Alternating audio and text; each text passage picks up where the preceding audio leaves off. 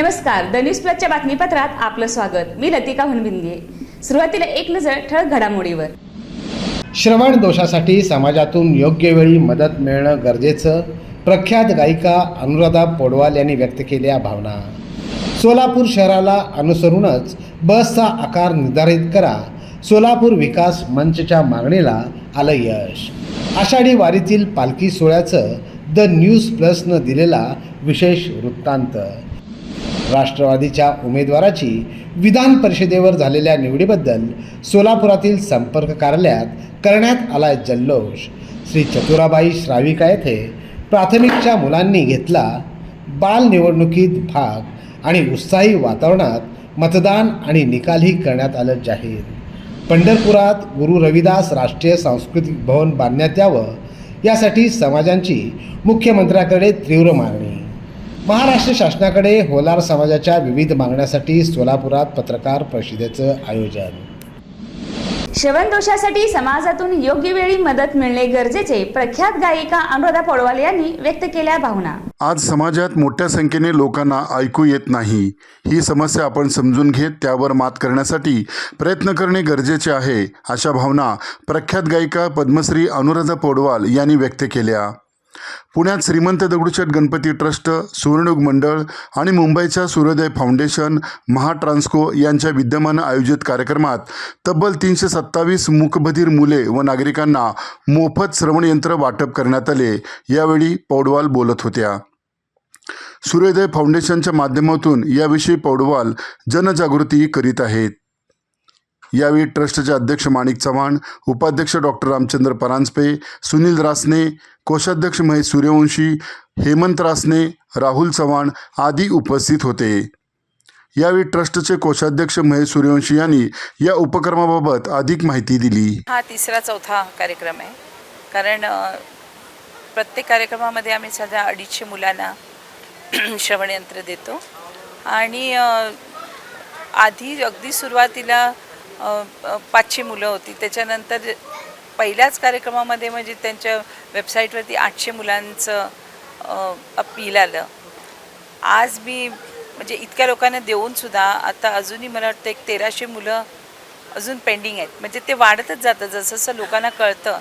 तर पुणेच नाही तर पुण्याच्या बाहेरून देखील बरीच मुलं आणि माणसं येतात आहेत इकडे या श्रवणयंत्रासाठी।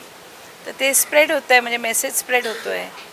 तर चांगली गोष्ट आहे की मुलांना योग्य वयामध्ये त्यांना श्रवणयंत्र मिळतं आहे। मी तर अपेक्षा केली नव्हती आणि मला पण आश्चर्य वाटतं की इतक्या लोकांना ऐकायला येत नाही।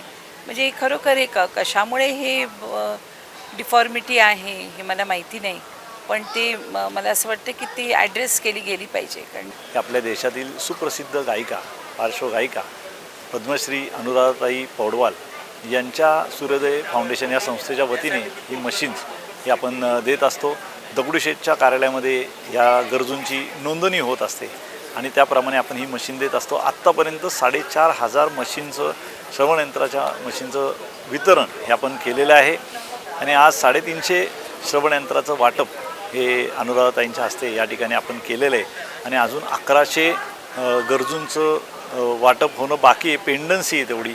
आणि पुढच्या ऑगस्ट महिन्यामध्ये ही संपूर्ण जी पेंडन्सी आहे ही आपण पूर्णपणे क्लिअर करण्याचा प्रयत्न करणार आहोत आणि संपूर्ण महाराष्ट्रातनं लोक ह्या गोष्टीचा लाभ घ्यायला येत आहेत।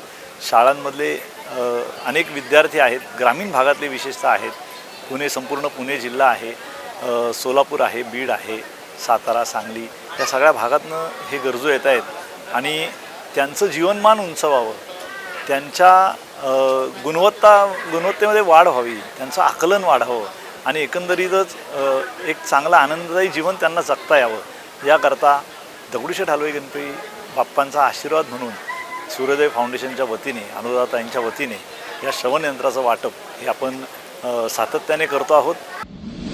सोलापूर शहराला अनुसरून बसचा आकार निर्धारित करा, सोलापूर विकास मंचाच्या मागणीला यश। सोलापूर महानगरपालिकेची परिवहन व्यवस्था डबघाईला आलेली आहे। गेल्या 10 वर्षात त्याची परिस्थिती दिवसेंदिवस खालावत चालली आहे। 2014 साली जवळपास 150 बसेस आपल्या जेनिरोम योजनेअंतर्गत केंद्र सरकारकडून मिळाल्या होत्या, पण त्या उण्यापुरत्या 3 महिनेसुद्धा रस्त्यावर चालल्या नाहीत। आज त्या सर्व बसेस भंगार अवस्थेत। सोलापूर विकास मंचने सोलापूर शहरातील रस्त्यांची रुंदी, सलग सरळ रस्त्यांची लांबी, टर्निंग रेडियम, वळण आणि इतर गोष्टींची बारकाईनं अभ्यास करून सोलापूर महानगरपालिकेकडे शहर अभियंता, पालकमंत्री तसंच महाराष्ट्र राज्याचे उपमुख्यमंत्री डायरेक्ट पंतप्रधान कार्यालयाशी पत्रव्यवहार करून सोलापूर शहरात लांबलचक ई बस चालणार नाहीत, त्याऐवजी मिनी बस उपयुक्त आहेत अशी अभ्यासपूर्ण मांडणी केल्यानंतर त्यांनी खास सोलापूरसाठी 70 मिनी बस मंजूर केल्या व 30 नियमित आकाराच्या मोठ्या बसेस मंजूर केल्या आहेत। आषाढी वारीतील पालखी सोहळ्याचा द न्यूज प्लसने दिलेला विशेष वृत्तांत। जगद्गुरू संत तुकाराम महाराज यांची पालखी आज बोरगाव मुक्कामी, तर संत ज्ञानेश्वर माऊलींची पालखी आज वेळापूर मुक्कामी पोहोचल्या आहे। अकलूज येथील मुक्काम आटोपून जगद्गुरू श्री संत तुकाराम महाराज यांची पालखी सोहळा माळीनगरकडे मार्गस्थ झाला।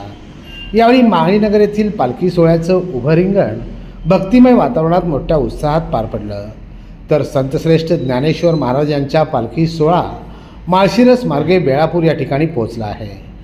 डौलात फडकणारा भगवा पताका, टाळ मृदुंगांचा गजर, माऊली माऊलीचा जयघोष अशा भक्तिमय वातावरणात दोन्ही पालखी सोहळे आता पंढरपूरच्या नजीक पोहोचले आहेत। रविवारी या दोन्ही पालखी सोहळ्यांचा वाखरीकडे प्रस्थान होणार असून रविवारी जगद्गुरू तुकाराम महाराज तसंच संतश्रेष्ठ ज्ञानेश्वर महाराज यांच्यासह अनेक महंतांच्या पालख्या वाखरी तळावर पोचणार आहेत। या ठिकाणी या सर्व संतांच्या भेटीचा अविस्मरणीय सोहळा संपन्न होणार आहे, तर वाखरीतील गोल रिंगणसुद्धा भक्तिमय वातावरणात पार पडणार आहे।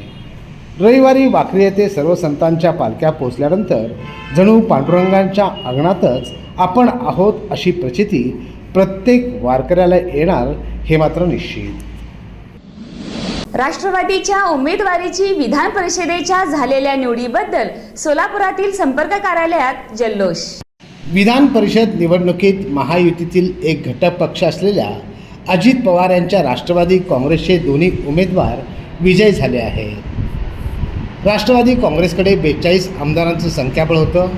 उमेदवारांना विजयी होण्यासाठी 23 मतांचा कोटा होता। महायुतीचं मत मिळून अजित पवारांच्या दोन्ही उमेदवारांनी हा कोटा सहज पूर्ण केला। त्यामुळं शुक्रवारी सायंकाळी रेल्वे लाईन्स येथील राष्ट्रवादी काँग्रेस पार्टीचे प्रदेश उपाध्यक्ष तथा जिल्हा नियोजन समिती सदस्य किसन जाधव यांच्या संपर्क कार्यालयासमोर विधान परिषदेवर निवड झाल्यानिमित्त फटाक्यांची आतिषबाजी करत मिठाई वाटून कार्यकर्त्यांसह मोठा जल्लोष करण्यात आला।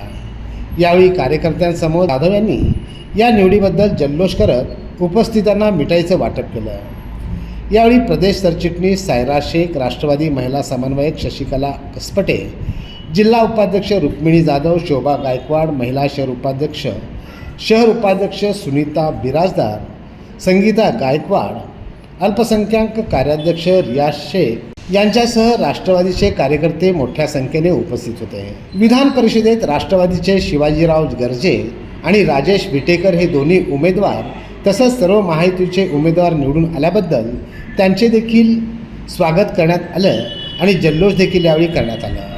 यावेळी बोलताना किसन जाधव म्हणाले, आणि आज महायुतीच्या माध्यमातून गर्जे साहेबांना आणि विटेकर साहेबांचं विजयश्री महायुतीच्या माध्यमातून झालेले आहे आणि राष्ट्रवादीचे दोन्ही शिलेदार हे पक्षासाठी वाहून घेणारे कार्यकर्ते होते।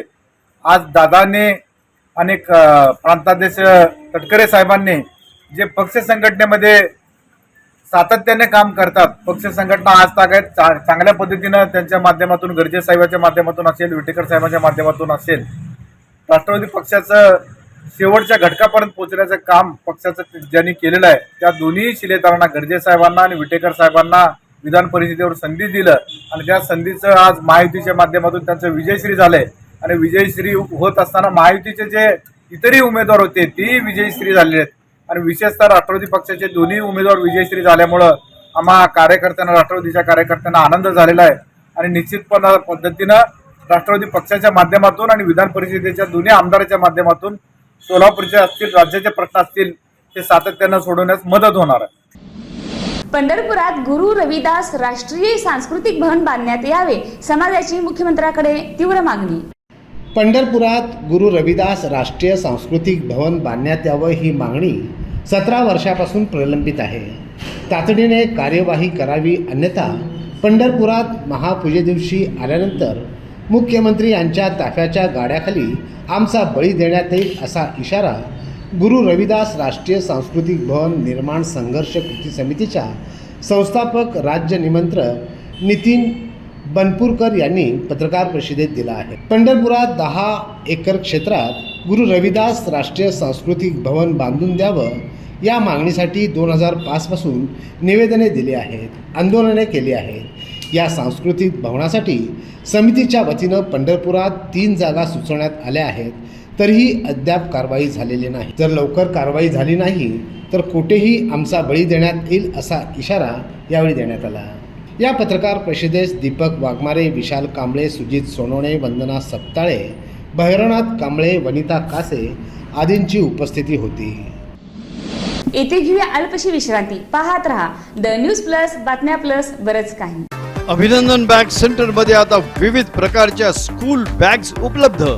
नवीन वर्ष आणि नवीन बॅग्स, भरपूर स्टॉक, भरपूर व्हरायटीज उपलब्ध. लेडीज पर्स असू देत किंवा वॅलेट, बेल्ट असू देत किंवा लॅपटॉप बॅग्स. नवी पेठ मधील एकमेव सुप्रसिद्ध नाव Abhinandan bag centre.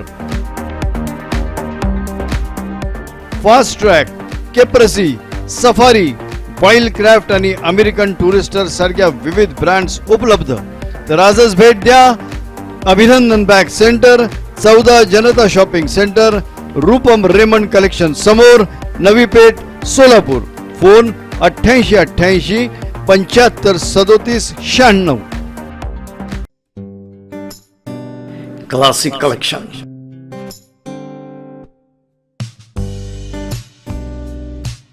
We have exclusive collection of linen, cotton, khadi, suit and sherwani material. Single stock of all leading brands like Raymond, Linen Club, Linen Fiesta, Sierra, Donier and much more. So ladies and gentlemen, to visit our showroom Classic Collection, Vijapur West, Sholapur.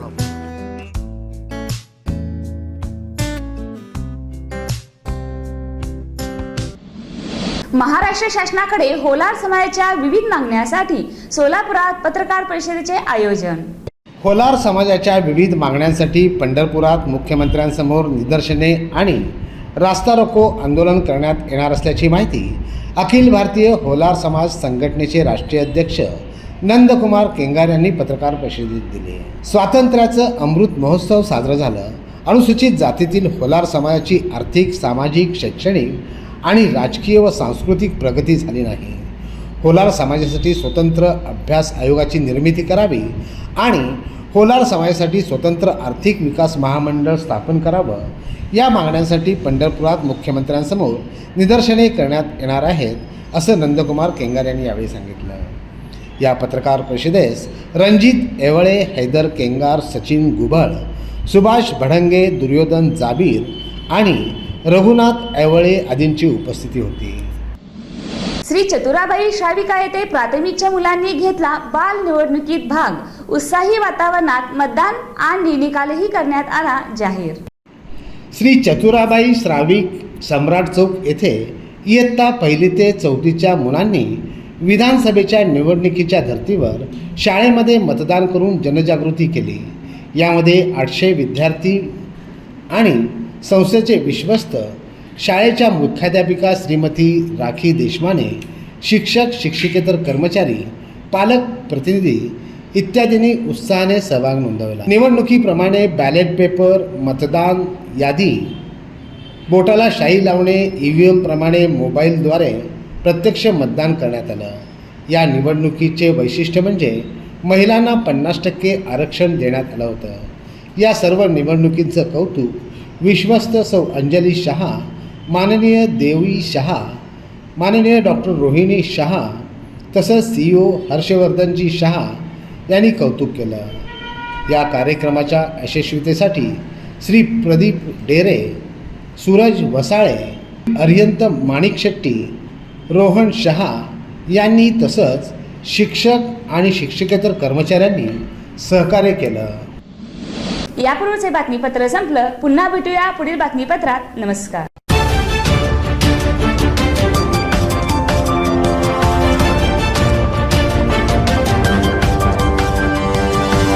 Audio